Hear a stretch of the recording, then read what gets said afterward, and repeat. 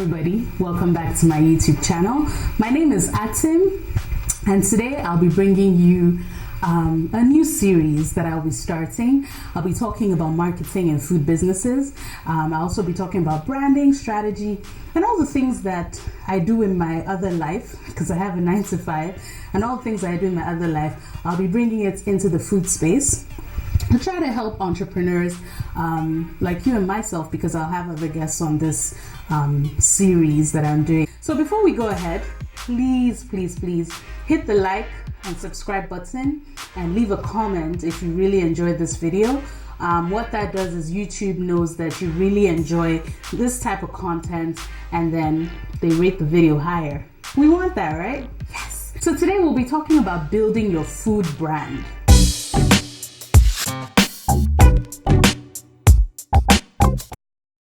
Building your food brand is a very intentional process. The first thing you need to understand is your brand is your identity. Your brand is who people see you as. It could be a personal brand, or it could be like a business brand for products or services.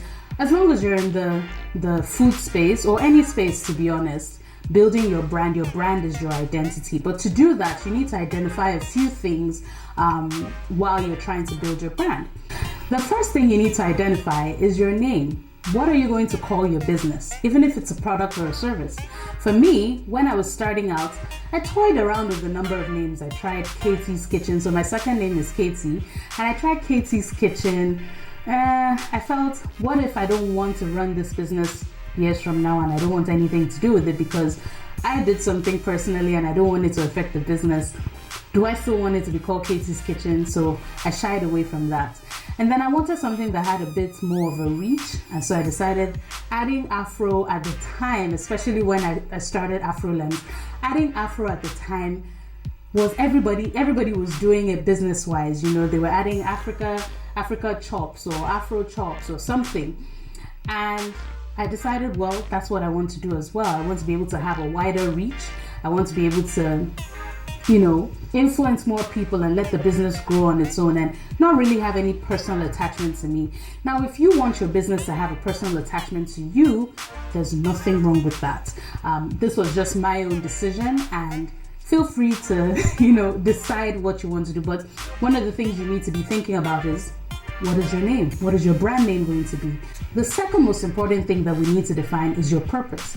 What is your brand purpose? You need to be thinking about the what, you need to think about the why, you need to think about the where, when. All of those things define your purpose. What products and services am I providing? Is this solving a problem? What problem am I solving? So for example, people living in Lagos, they have a lot of traffic. They want to get home and just eat. They don't want to waste time, in the kitchen. Are you putting together a meal box where people have the ingredients pre-cooked and then they assemble it together? Or are you cooking for them from scratch, where all they do is just buy the full plate of food and then take it home and eat? What problem are you solving? So you need to be able to answer that question to fulfill your brand purpose. The second question you need to be asking yourself is, why do you exist as a business? Why are you passionate about the business? Why exactly do you exist? What makes you want to keep going every day? Because with business, especially business in Nigeria, especially food businesses in Nigeria, you need to have this question, why you want to exist and why you're passionate about it, at the forefront of your mind. In Lagos, things are tough, and you need to make sure that the reason why you want to start this business, the reason why you're passionate about it, is at the forefront. If you need to do something, print it and paste it on your wall in your office, on your board. Look at it every day, because when workers are disappointing, when suppliers are disappointing, you need to remember, by seeing it on top of your vision board, this is why I'm doing this business. This is why I'm interested in this business. This is why I'm passionate about this business. You need to be able to answer that question. You need to find your truth within why you're doing your business. What product you're offering, what service you're offering. You need to find the why. The next question you need to be asking yourself is, how are you different? How are you different from your competitors?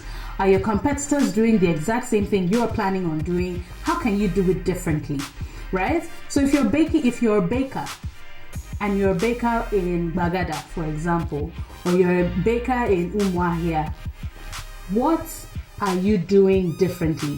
Why should if somebody else opens another bakery right next to yours, why would people still come to your own bakery? Are you supplying coconut bread? Are you more a B2B, which is business to business type of, setup? Are you a B2C setup, which is business to consumer setup? All these things you need to answer. You need to answer these questions. How am I different from my competitors? How would people differentiate us? Why would people come to me versus my competitor? The last question in trying to figure out your brand purpose is, why should people care? Why should anybody care to come to your business versus the next person? I have a background in social entrepreneurship. I did a master's in that. And I found that the businesses that added a social leg to their businesses did really well. So now I'm not saying give all your money and, be running a social business if that's not your original purpose. But you need to have something that, we're living in a different society now where people are a bit more conscious. We're socially conscious, we're environmentally conscious, we're just conscious in general. And so your business needs to be appealing to people that are, within that market. So if your target is millennials, now we've heard millennials are super conscious about everything. I'm a millennial, so I'm conscious about a lot of things. Now, if that's the edge, and that's why people should care about your business, and you genuinely care about maybe the environment or people or helping the world in one way or the other, then you need to weave that into your business as well. Now, this may not work for everybody, and you could define what should make people care about your business outside of, these things I'm mentioning. But I'm just giving an example that if a bottling company, for example, decides that they are going to eliminate a lot of the plastics by providing glass bottles. Now, that means they're environmentally conscious. And that means, depending on who they're trying to speak to as their consumer, those consumers, if they're environmentally conscious, would have a stronger affinity for that brand that has made that conscious decision. The point is, you need to define why people should care about your business.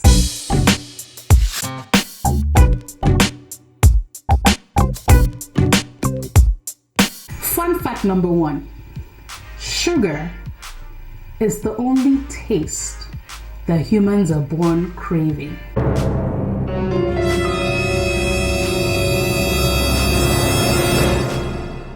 But fun fact number 2, watermelon is 92% water by weight. Makes so much sense. I mean, the name is watermelon. 3, now this one, I think a lot of people have had a lot of debates about it. But French fries originated in Belgium. I know. French fries originated in Belgium, but has been made popular in the United States. France, what's going on? You didn't come up with it. It's not popular in your country. What's going on? And that's it, folks. Please remember to subscribe to my channel, like, comment, share with your family, your friends, anybody that's getting into the food business. I would try my best to share the knowledge and my experiences, especially for those that are moving back to Nigeria and wanting to get into the food space. I'm very, very happy to help. I'm very happy to provide information that you need. If you need consultation services as well, depending on if you want a private consultation, we could schedule that. Please leave a comment, send me an email, contact me on Instagram, Facebook, Twitter, all the social media platforms at Afrolems, AFROLEMS. I'm there. I'm willing to listen to you. Until next time, bye.